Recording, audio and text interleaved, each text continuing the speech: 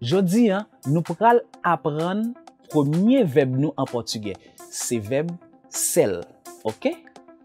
Avance là. Verbe ser en portugais, c'est verbe être en français. Ou bien m'te ka dire en créole, c'est verbe ser.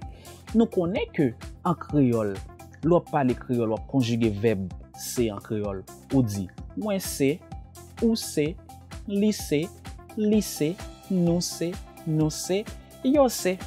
Eh bien, en portugais, li différent parce que pronom pral conjuguer. Pronom pral conjuguer. Konya, qui ça va faire? Un pronom personnel portugais, ou coller la verbe là. Soit conjuguer verbe ser là. En portugais konya, ou dit eu sou, você é, ele é, ela é, nós somos, vocês são, eles são, elas são.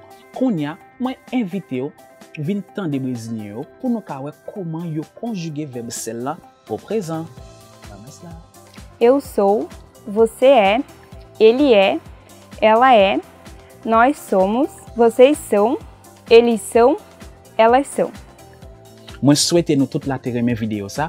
Moi invite nous juste inscrire dans le canal là pour nous faire plus de vidéos encore. À la prochaine.